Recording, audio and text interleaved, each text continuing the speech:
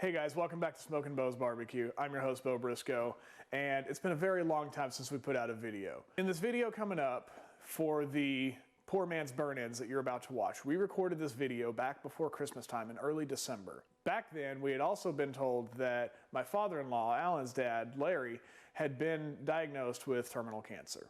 We knew it was coming. There was no avoiding it, so we kind of put a little bit of a hold on editing and producing more videos and doing anything, and we decided to spend time in the holidays with our family. And unfortunately, he did pass away on New Year's Eve, so we have just been spending time with our family, doing all the logistics of losing a patriarch in our family, and grieving. This video that you're about to watch, of course, was recorded back in early December. Enjoy it, and we got more coming your way as soon as possible. Thanks, guys.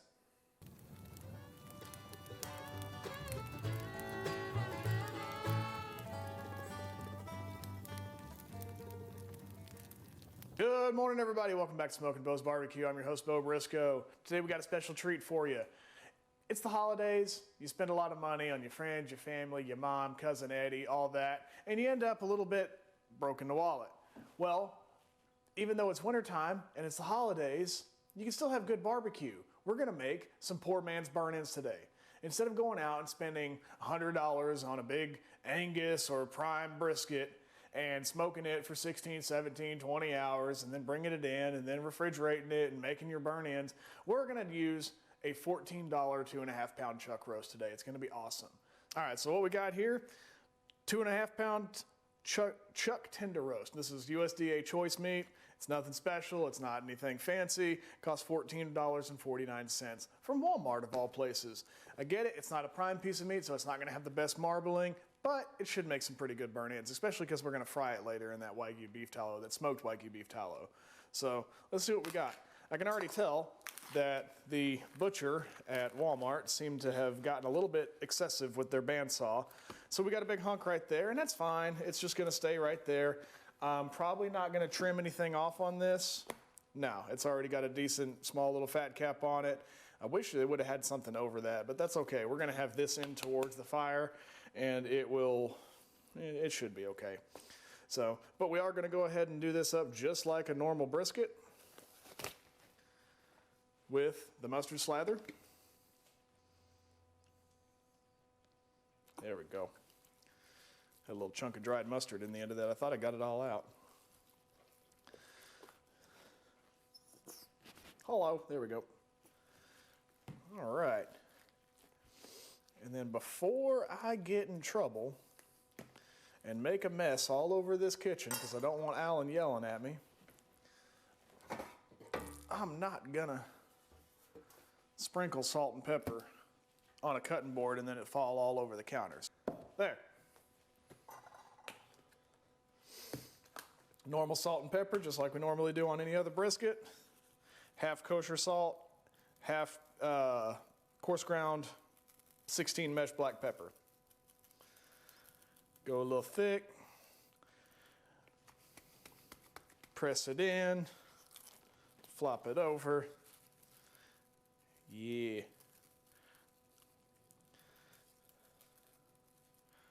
Nice and even and pretty. Might get a little bit in that little cut there that the butcher made. And then of course, folks, don't ever forget to get the sides.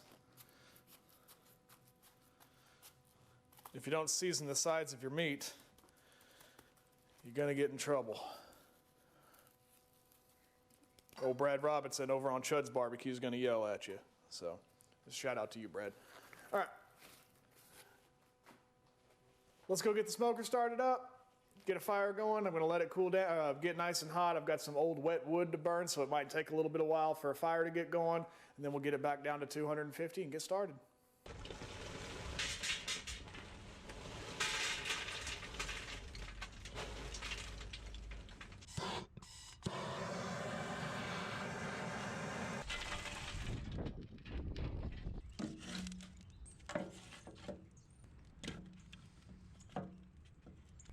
This is why you always want to start your smoker well ahead of time, because if you got some wet wood, it's going to take it some time to dry out.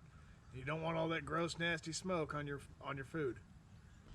There it goes, now she caught fire. All right, we got our fire built. We've hit 250 degrees.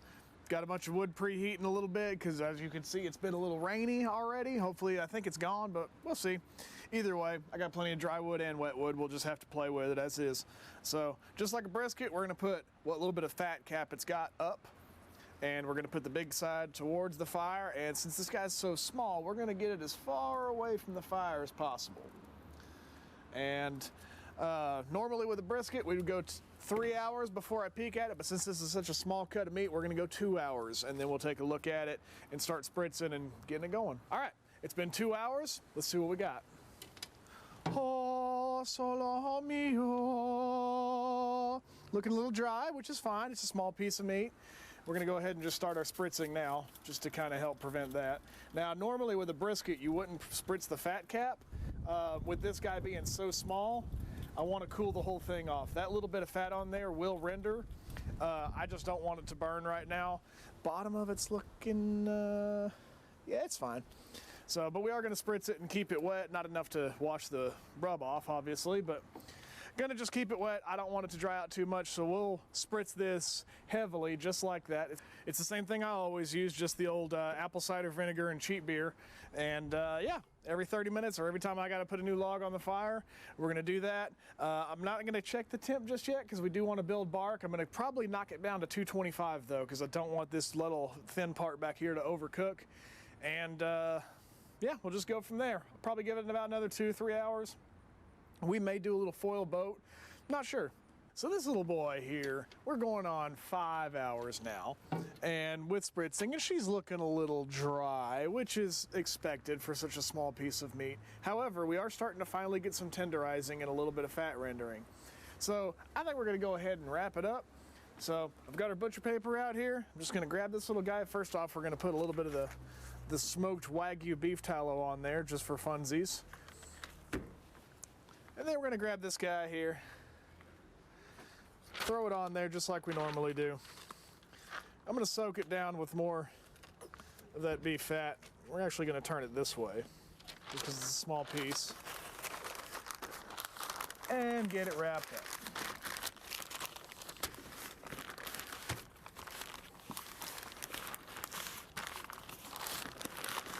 That way, we're done with the smoke. It had plenty of color on it. All we get now is just heat for tenderizing. And I'm gonna let it sit out here probably for the next 2-3 hours until it's tender and gets up to temperature, and that's really all I need. We're gonna put this in the skillet and make burn ends out of it. I don't need it to get super tender. I just want it to have that good smoked brisket flavor out of a piece of chuck roast. So once we get up to temperature, which I'm looking for internal between 200 and 205, probably only take an hour or two, we'll get to going on the burn ends and get ready for supper. So we've got it inside. It turned out to be right about 8 hours that we left it on the smoker after we wrapped it up and everything. 8-hour total cook time. And here we go. Here's our final product. Nice little mini brisket, if you will. Still got a decent little bark. I didn't let it cook unwrapped as long as I do a normal brisket. However, it's still a little bit tender, a little bit juicy. You can see most of the tallow that came out of the wrapper, which we put some on there, and then of course some coming out of it. It is still a little bit tough because of course it was a choice cut of meat. However, we're gonna sear it and make it into burn ends anyway, so should be just fine. So let's cut into this little bad boy and see what we got.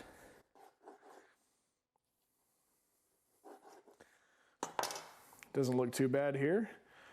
Doesn't have a whole lot of marbling because again, choice meat, but you see how thick of a smoke ring we got in there. Probably nice and super tasty. Oh yeah, tastes like the flat part of a brisket. So let's get her cut up.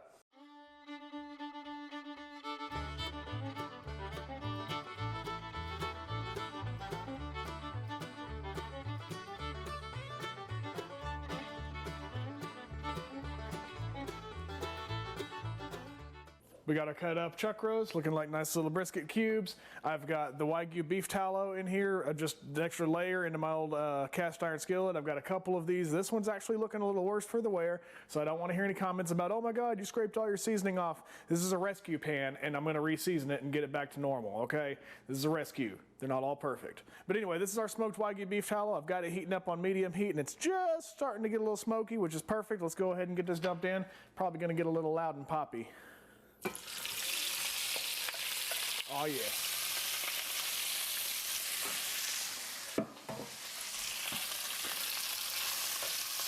Now the goal here is to just, I'm going to try to keep the bark out of the oil as much as I can on all of them.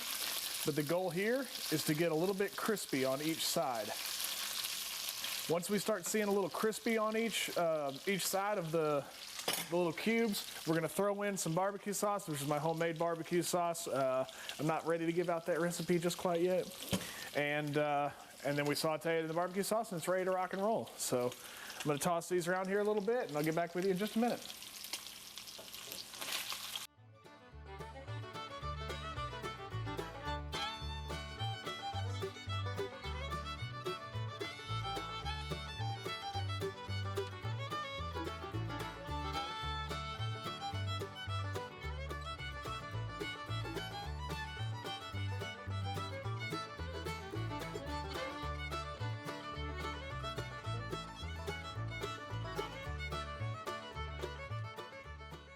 And we're done. And that process probably took about 10 minutes, start to finish. Heating up the oil, frying it, throwing in the sauce, sauteing them a little bit, letting all of the edges, make sure you flip them around so that all your edges get a little bit of crisp to them from frying in that beef fat. And we're good to go. Let's talk about this just for a second. Again, some of these are going to probably be a little bit tough because, again, we used choice beef. Choice beef is fine. Again, the whole name of this video is Poor Man's Burn-Ins. If you want to use prime beef, by all means, use prime beef. It's almost 2022 and beef prices are through the roof, all right? People are paying $120 to $150 for a brisket nowadays.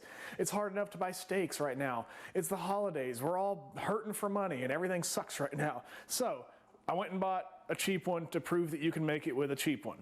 If you want to use prime, please use prime if you can afford it. If you want to use Angus, please use Angus if you can afford it. If you want to smoke a whole brisket and then use the point in for burn-ins, go right ahead.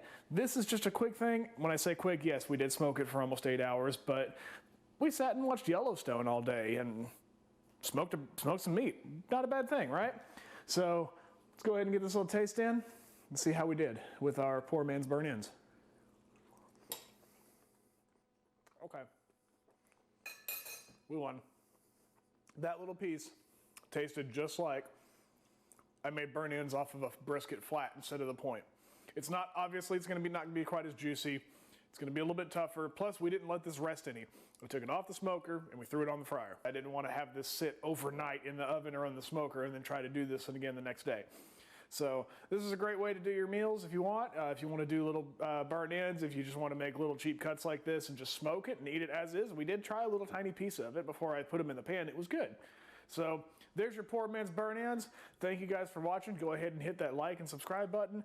And I'll see you guys on the next go-around. Bye.